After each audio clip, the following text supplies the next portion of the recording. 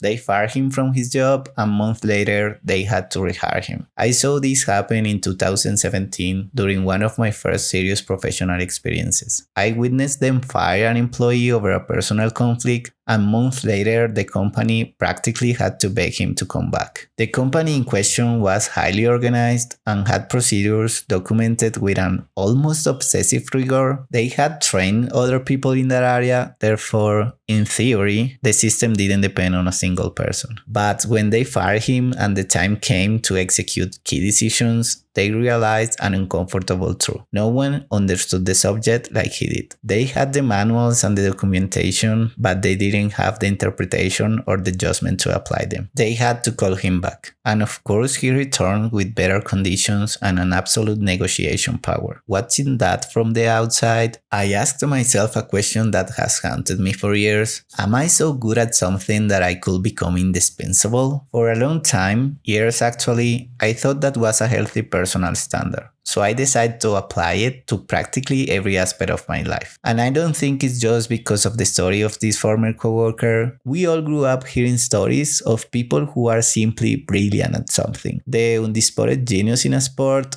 the mastermind in a science, or the one who creates art as if they were born knowing how. Those stories have left a mark on me. They stuck with me, and I found myself setting an impossibly high standard in my head, which led me to buy into the idea that hard work could make up for anything. For example, innate talent. So on many occasions in my life, I've tried to beat the talent with sheer discipline. I've poured hours, effort, and obsession, especially obsession, into my projects, and many times I believed that getting first place or getting a specific result I was aiming for was just a matter of time. But if I'm honest with my memory, I can recall 1,001 scenarios where I was very close and I was never first. In college, for example, I pushed myself to the limit into a short film contest and came in second. When I put the work in, I've sometimes been good enough to participate, to be there and stand out a bit, but never extraordinary enough to be the first. And to be completely transparent,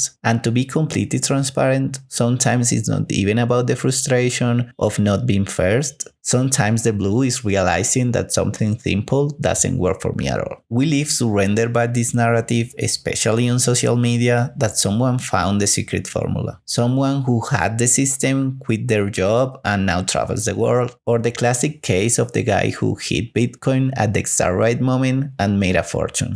And they don't even have to be extreme, get rich and be your own boss examples. Sometimes they are much mundane things, routines or methods that work wonder for others, but not for me. I have chased those formulas, not necessarily looking for financial gain, but trying to replicate a path that brought someone else success. I follow the steps, I apply the method, therefore I assume the system is going to work. But the reality is usually that I do all the work, and not only do I not get first place, but I don't get a single fucking result. Nothing. Zero. And that feeling, comparison and pressure never disappeared. It simply changed the scenarios. The reality is that in the vast majority of things I do, I'm not the best. Sometimes I'm above average, sometimes definitely below. And let's not even talk about the projects I've invested not only time but also money into and have resulted in nothing. That has inevitably led me into a downward spiral of comparisons. I wonder why things come easily to some while requiring triple the effort from me. And I try to understand if what I see in others is natural talent or simply a combination of context, discipline, or privilege. I don't have the answer. And precisely because I don't have the answer, for many years I tried to keep my hobbies outside that performance logic. I flat out refused the idea of starting a project with the hobby that has always been with me, jigsaw puzzles. After investing time and money into things that didn't work out, I wanted this to be the one thing where I wasn't looking for a return on the investment. But the irony is obvious. I failed in the attempt to keep them separate, because here I am, literally recording a video about this. I've been putting together puzzles for years, and the funny fact is that I've also been documenting how I built them for years, but I did it strictly for myself. I kept the videos on my phone or computer and never uploaded them anywhere. The real problem didn't start with putting a camera in front of the table. The problem started when I decided to publish them. The moment I decided to upload those videos, I was suddenly hit by that old need to ask myself, could I actually be the best at these things that I've been doing since I was a kid? Could this be my innate talent? And that comparison started first with the skill itself.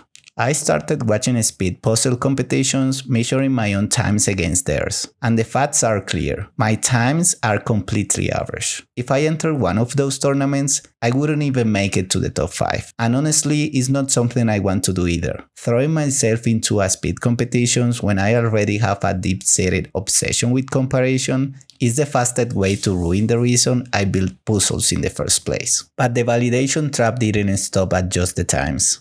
It moved on to the format, the logic of, well, if I don't succeed here, at least I will on this other side. Therefore, I started looking for reference. I wanted to see what other people with similar channels were doing and how they recorded their process. And of course, I found the profiles of people who literally make a living putting together puzzles. They generate income and maintain massive channels just with this hobby. And I'd be lying if I say it isn't a seductive idea. The idea of monetizing something you enjoy so much sounds incredible, but it also sounds like a terrible combination that makes doing it, actually building them, lose its meaning. Sometimes I think I'm going to build for a bit, and almost immediately I stop because I remember I haven't set up the camera or the lights, and then the video won't be complete or high quality enough to publish. It's a small detail, but it shows that in that moment the order is inverted. I'm no longer building because I like it and documenting and publishing it on the side. Instead, I feel like I should build them because I am documenting and publishing it.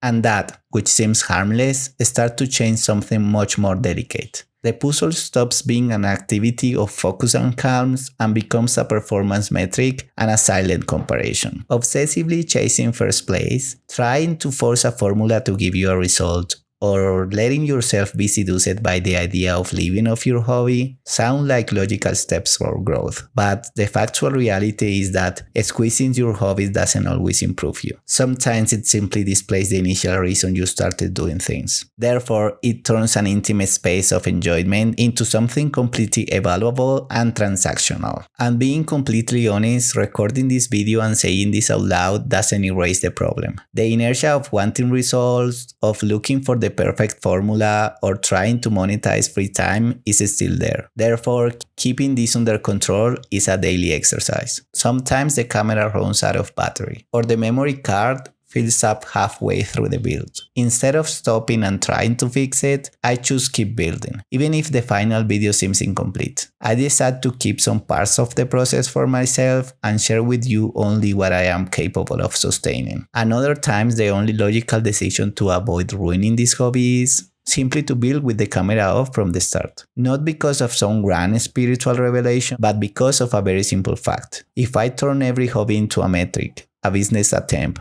or a competition, I'm going to run out of things I simply like to do.